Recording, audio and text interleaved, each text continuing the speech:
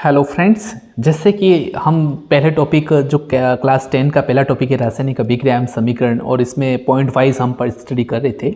और हमने रासायनिक अभिक्रिया में हम देखेंगे तो अंतिम जो 6 रिएक्शन पड़ी थी रेडॉक्स अभिक्रिया, जिसे कहते हैं ऑक्सीकरण या अपचयन अभिक्रिया कहते थे। अब आपकी नेक्स्ट जो अभिक्रिया है वह ऊष्माक्षेपी अभिक्रिया है। तो ऊष्माक्षेपी अभिक्रिया जिसे कहते हैं एक्सोथर्मिक रिएक्शन कहते हैं, वह अभिक्रिया जिसमें ऊष्मा का उत्सर्जन, मतलब नाम से पता चल रहा है ऊष्मा का उत्सर्जन, ऊष्मा बाहर निकलती है या ऊष्मा का उत्सर्जन कह सकते हैं। तो ऊष्मा बाहर निकलेगी या उत्पन्न होती है उसे कहते हैं ऊष्माक्षेपी अभिक्रिया या एक्सोथर्मिक रिएक्शन कहते हैं।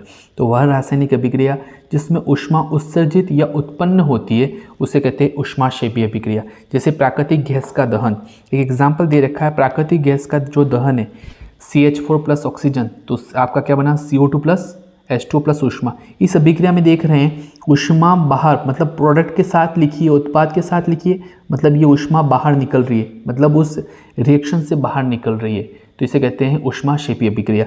तो प्राकृतिक गैस जो भी है, मीथेन एक प्राकृतिक गैस, नेचुरल गैस मीथेन कहते हैं, है ना, मीथेन, इथेन, ये सब जो आपकी प्राकृतिक गैस कहलाती है।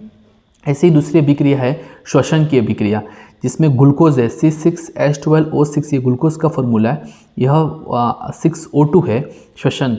जब ये अभिक्रिया हो रही है तो 6CO2 प्लस 6H2O प्लस ऊष्मा। तो इस अभिक्रिया में श्वसन अभिक्रिया जो हम श्वास लेते हैं उसमें भी ऊष्मा क्या होती है, बाहर निकलती है। यह एक तरह की क्या हो गई, एक्सोथर्मिक या ऊष्माक्षेपी अभिक्रिया हो गई।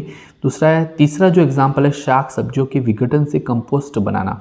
शाक सब्जियाँ मतलब जो आपके घर पे सब्जियाँ होती हैं, है ना, उनके जो छिलके होते हैं और उनका विघटन से, है ना, जो छिलके बच जाते हैं तो उनसे कंपोस्ट मतलब खाद बनाई जाती है। तो जो खाद बनाने की निर्माण की जो प्रक्रिया है शाक सब्जियों से, है ना, अपशिष्ट पदार्थों से जो खाद्य पदार्थ बनाने की जो प्रक्रिया है वह एक तरह की क्या है, ऊष्माक्षेपी अभिक्रिया। तो हमें ऊष्माक्षेपी अभिक्रिया, तो वह अभिक्रिया जिसमें ऊष्मा का उत्सर्जन होता है ऊष्माक्षेपी अभिक्रिया कहते हैं। और इसके एग्जाम्पल भी हमें तीनों ध्यान रखने हैं। ऐसे ही दूसरी जो अभिक्रिया है ऊष्माशोषी अभिक्रिया है। ऊष्माशोषी अभिक्रिया किसे कहते हैं, वह रासायनिक अभिक्रिया जिसमें ऊष्मा का अवशोषण होता है। ऊष्माक्षेपी में तो ऊष्मा का उत्सर्जन होता है, जबकि ऊष्माक्षेपी में ऊष्मा का क्या होता है, अवशोषण होता है। उसे कहते हैं ऊष्माशोषी अभिक्रिया। ऊष्माशोषी अभिक्रिया कहते हैं जिसमें ऊष्मा का अवशोषण होता है, तो उसे कहते हैं ऊष्मा। तो ऊष्माशोषी की अभिक्रिया के उदाहरण देखिएगा। फर्स्ट है नाइट्रिक ऑक्साइड का निर्माण। जैसे नाइट्रिक ऑक्साइड कैसे बनेगा, N2 प्लस O2। तो ये जो नाइट्रोजन जो बॉन्ड होता है वो ट्रिपल बॉन्डेड होता है, त्रिबंध होता है और इतना मजबूत होता है कि इसको आसानी से तोड़ सकते नहीं है। तो इसको इसके साथ ऑक्सीजन के साथ बॉन्ड बनाने के लिए तभी वह रिएक्शन करेगा जब हम एक्स्ट्रा ऊष्मा देंगे, उसको हीट देंगे, तभी नाइट्रिक ऑक्साइड 2NO का निर्माण करेगा। मतलब पहले वाली जो अभिक्रिया ऊष्माक्षेपी में ऊष्मा क्या हो रही थी, बाहर निकल रही थी, लेकिन यहाँ पर तो आपको ऊष्मा देनी पड़ेगी तब रिएक्शन होगी, इसलिए कहते हैं ऊष्माशोषी, जिसमें ऊष्मा का क्या होता है, अवशोषण होता है। दूसरी जो अभिक्रिया प्रकाश संश्लेषण की अभिक्रिया, 6CO2 प्लस 12H2O, जो C6H12O6 plus 6CO2 plus 6H2O। तो इस अभिक्रिया तभी जब होगी जब सूर्य का प्रकाश देंगे। तो पहली बात हो चुकी, जब आप हीट सूर्य का प्रकाश दोगे तभी वो अभिक्रिया करेगी और पौधों द्वारा जो भोजन बनाने की प्रक्रिया, जो प्रकाश संश्लेषण की प्रक्रिया, वो संपन्न हो पाएगी। इसी तरह थर्ड जो है ऊष्माशोषी का अभिक्रिया का उदाहरण, वह है अमोनियम क्लोराइड व बेरियम क्लोराइड को परख नली में लेंगे और उसके बाद परख नली को छूने पर हमें ठंडा लगता है। मतलब ये अमोनियम क्लोराइड और बेरियम क्लोराइड एक पदार्थ है, रासायनिक पदार्थ हैं। अगर उनको हम एक परख नली में लेंगे, जैसे अमोनियम क्लोराइड और बेरियम क्लोराइड, जैसे आप परख नली में इनको डालोगे और आप इसको छुओगे, इस परख नली को छूने पर जैसे आप छुओगे तो आपको ठंडा महसूस होगा, ठंडा लगेगा। क्यों लगेगा, उसने ऊष्मा और अवशोषित की, क्योंकि उसने ऊष्मा का अवशोषण किया, ऊष्मा को खींचा, अपनी ओर लिया गया, इसलिए कहते हैं ऊष्मा का अवशोषण के कारण ये हमें ठंडक महसूस होती है। तो हमें ऊष्माक्षेपी और ऊष्माशोषी अभिक्रिया के एग्जाम्पल भी हमें ध्यान रखने हैं। इसी के साथ हम जानते हैं हमने कितनी रिएक्शन कर ली, 8 रिएक्शन कंप्लीट कर ली। इसी के साथ इस टॉपिक 1 का लास्ट जो पॉइंट है इसके बारे में हम डिस्कस करेंगे। उसका नाम है दैनिक जीवन में उपचयन अभिक्रिया का प्रभाव। उपचयन मतलब ऑक्सीकरण अभिक्रिया का प्रभाव। पहला है संक्षारण। जब भी कोई धातु अपने आसपास अम्ल आर्द्रता के संपर्क में आती है तो वह संक्षारित हो जाती है तथा इस प्रक्रिया को संक्षारण कहते हैं। मतलब कोई भी धातु, जैसे आपका सोना है, चांदी है, तांबा है ना, अपने आसपास अम्ल मतलब HCl, H2SO4 है ना, अम्ल वह आर्द्रता के संपर्क में, आर्द्रता मतलब नमी के संपर्क में आने पर वह संक्षारित हो जाती हैं। वह संक्षारित मतलब क्षय होना लग शुरू हो जाता है उस पदार्थ का, तो इस प्रक्रिया को कहते हैं संक्षारण। जैसे लोहे पर जंग लगना, हम जानते हैं बारिश के मौसम में अगर लोहा बाहर पड़ा रहे तो उस पर धीरे धीरे उस पर करशन होना शुरू हो जाता है ना, एक तरह का जंग लगना शुरू हो जाता है, उसे कहते हैं संक्षारण प्रक्रिया। हम जानते हैं कि हर साल देखते हैं तो जो कितनी लोहे की पटरियाँ, कितना भारत में हर साल संक्षारण के कारण लाखों करोड़ों रुपए का नुकसान होता है ना, कितनी फैक्ट्रियों का संक्षारण होता है। मतलब धीरे धीरे ये प्रक्रिया होती है, एक दिन में नहीं होती, धीरे धीरे ये प्रक्रिया होती है और उस वस्तु को ख़राब करना शुरू कर देती है, उस पर जंग लगता है।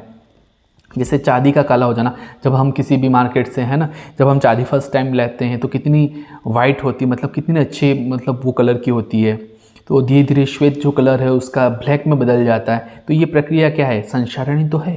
इसी तरह तांबे का हरा हो जाना, जानते हैं जैसे तांबा कुछ समय के बाद आपने देखा होगा कहीं पर, तो तांबे के चारों तरफ जो परत है वो हरे रंग की हो जाती, तो ये भी एग्जाम्पल क्या है, संक्षारण। तो संक्षारण का मतलब वही होता है, जब भी कोई धातु किसी वस्तु के अम्ल या आर्द्रता के संपर्क में आती है तो धीरे धीरे वो संक्षारित हो जाती है, तो इस प्रक्रिया को क्या कहते हैं, संक्षारण कहते हैं। दूसरा हमारा जो बहुत इंपॉर्टेंट पॉइंट है वह हमारा विकृत गंधिता। तो विकृत गंधिता क्या है, देखिएगा, जब वसा युक्त व तेलीय पदार्थ से बने खाद्य पदार्थ लंबे समय तक सुरक्षित नहीं रहते। जो भी वसा युक्त मतलब जो वसा से बने हुए हैं, घी, तेल, है ना, तेलीय पदार्थ से बने खाद्य पदार्थ लंबे समय तक सुरक्षित नहीं रहते और उसमें दुर्गंध व स्वाद में खराब लगते हैं, उसे विकृत गंधिता कहते हैं। तो आप देखेंगे एक आलू के चिप्स घर पर बनाओ तो आप देखेंगे तो दो दिन में तो खराब ही हो जाएंगे, लगभग 2 दिन भी बहुत ज़्यादा बता दिया, तो बहुत कम समय में वो खराब हो जाते और उसमें दुर्गंध आना शुरू हो जाती है, वह स्वाद में खराब लगते हैं। तो इसे कहते हैं विकृत गंधिता। मतलब उसके अंदर जो गंध थी उसमें विकृति आ गई है, मतलब उसमें डिस्टर्ब हो गया, वो अब दुर्गंधित हो चुका है, क्योंकि उसमें ऑक्सीकरण या उपचयन अभिक्रिया होने से खाद्य पदार्थ विकृत हो जाते हैं। मतलब क्योंकि वातावरण में ऑक्सीजन उपस्थित है और ऑक्सीकरण अभिक्रिया होगी तो उसमें ऑक्सीडाइजेशन होने से वह पदार्थ क्या हो जाता है, विकृत हो जाते हैं, खराब हो जाते हैं, खराब हो जाते हैं। इसलिए हम इसमें, और क्या होता है जब खराब हो जाते हैं तो और ख़राब ना हो इसके लिए हम क्या कर सकते हैं, तो इसके लिए हम क्या कर सकते हैं, तो वह पदार्थ मिलाएंगे जो ऑक्सीकारक ना करे, तो प्रतिऑक्सीकारक एंटीऑक्सीडेंट मिलाएंगे, मतलब उसमें ऑक्सीकरण अभिक्रिया को रोकना है। कुल मिलाकर एक ही बात है कि विकृत गंधिता तभी होती है जब ऑक्सीकरण अभिक्रिया हो। तो हम ऐसा क्या काम करें कि विकृत गंधिता ही ना हो, तो हमें एंटीऑक्सीडेंट प्रतिऑक्सीकारक पदार्थ मिलाते हैं। उपाय क्या है, बंद डिब्बे व पैकिंग करना। अगर कोई वस्तु है, आप फॉर एग्जांपल कोई वस्तु बाहर खुले में पड़ी है और उसको पैक करके रखोगे, तो जानते हैं कि बनिस्बत खुले में रखना और पैक करके रखना, पैक रखने वाली वस्तु लंबे समय तक चलेगी। क्यों चलेगी, क्योंकि ऑक्सीकरण अभिक्रिया कम होगी, खुले रखने की तुलना में बंद पैकिंग में कम होगी और इसके कारण वह अभिक्रिया कम होने से वह खराब होगी नहीं। दूसरा है नाइट्रोजन गैस का उपयोग करना। जैसे आप बड़े आप चिप्स, मार्केट में चिप्स लेते हो तो उसमें देखा होगा चिप्स की मात्रा तो बहुत कम होती है और अधिकतर उसमें गैस ही भरी रहती है। तो वो गैस एक्चुअली है क्या, नाइट्रोजन गैस है। और नाइट्रोजन गैस होने के कारण क्या होता है, एक तरह का एंटीऑक्सीडेंट का काम करता है, प्रतिऑक्सीकारक का काम करता है और उस वस्तु को लंबे समय तक खराब नहीं होने देता है। आप देखते हैं जो चिप्स पर कभी पीछे डेट देखिएगा, 1 महीना, 4 महीना, 6 महीने तक लंबे तक होते हैं और उस आलू के चिप्स कुछ नहीं होते और आप घर पे बनाइए 1-2 दिन में ख़राब हो जाते हैं। इसका कारण यही है कि उसमें प्रतिऑक्सीकारक एंटीऑक्सीडेंट मिलाते हैं, नाइट्रोजन गैस मिलाते हैं ताकि वो लंबे समय तक खराब ना हो।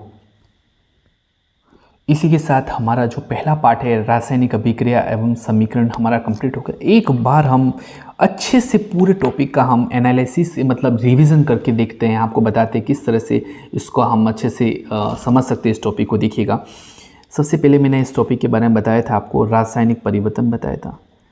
रासायनिक परिवर्तन 2 तरह का होता है ना, रासायनिक परिवर्तन बताया था। उसमें हमने रासायनिक परिवर्तन जो बताया था, तो रासायनिक परिवर्तन को 2 भागों में बांटा। एक तो भौतिक परिवर्तन बताया था, एक रासायनिक परिवर्तन बताया था। भौतिक परिवर्तन में भौतिक गुणों में परिवर्तन होता है, नया पदार्थ नहीं बनता है ना, पुनः प्रारंभिक पदार्थ बनता है। जबकि यहाँ पर रासायनिक गुणों में परिवर्तन होता है, नया पदार्थ बनता है और पुनः प्रारंभिक पदार्थ प्राप्त नहीं होता है। और इसके एग्जाम्पल भी मैंने आपको बताए थे।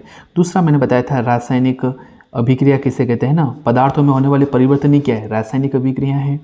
और फिर मैंने आपको बताया था अभिकारक बताए थे, किसी भी अभिक्रिया में भाग लेने वाले जो पदार्थ है वह अभिकारक कहलाता है, जबकि बनने वाले पदार्थ क्या कहलाते हैं, उत्पाद कहलाते हैं।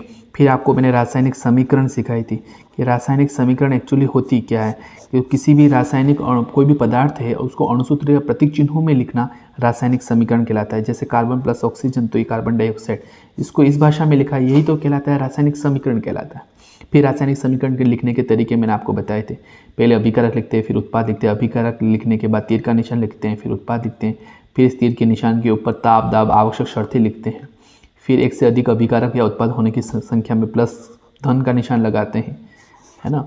फिर मैंने आपको अवस्था बताई थी, भौतिक अवस्था अगर सॉलिड है तो एस से, लिक्विड है तो एल से, जी गैसीय अवस्था हो तो जी से, जबकि जलीय विलयन को एक्यू से लिखते हैं।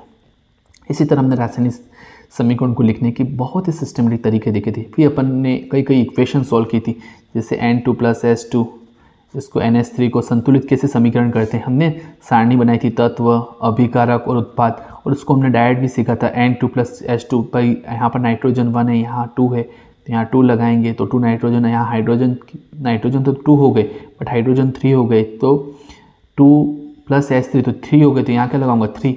तो हमने बैलेंस करना इक्वेशन भी सीखा था। इसी के साथ मैंने आपको बताया था द्रव्यमान संरक्षण का नियम बताया था, द्रव्यमान संरक्षण का नियम, है ना।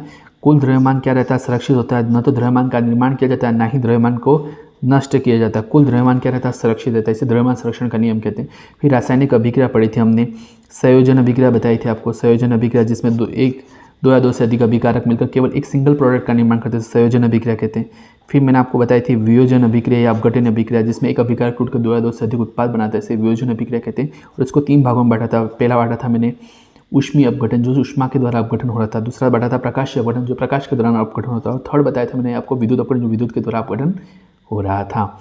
इसी तरह हमका वियोजन या अपघटन अभिक्रिया के बाद आता था हमारा विस्थापन अभिक्रिया। विस्थापन अभिक्रिया में हम जानते हैं विस्थापन में क्या होता है, एक अभिकार का परमाणु दूसरे अभिकार के परमाणु को विस्थापित कर देता है। फिर हमने पढ़ा था अधिक्रियाशील कम क्रियाशील तत्व को क्या करता था, विस्थापित कर देता था। फिर हमने पढ़ा था द्विविस्थापन अभिक्रिया। द्विविस्थापन अभिक्रिया में होगा अभिकारक के बीच में, अभिकारकों के बीच में आयनों के बीच में आदान प्रदान होगा। Sodium sulphate plus barium chloride example बताया था, प्लस माइनस मतलब प्लस वाला माइनस के साथ और फिर प्लस वाला माइनस के साथ। तो हम जानते हैं फिर बेरियम सल्फेट का एक पीपीटी बना था, अवक्षेप बना था, तो वह अभिक्रिया जिसमें अवक्षेप का निर्माण होता है उसे क्या कहते थे, अवक्षेपण अभिक्रिया कहते थे। ये कंप्लीट करने के बाद मैंने आपको बताया था उपचय एवं ऑक्सीकरण अभिक्रिया, वह अभिक्रिया जिसमें ऑक्सीजन जुड़ती है वह हाइड्रोजन गैस बाहर निकलती है, इसे कहते हैं उपचय अभिक्रिया।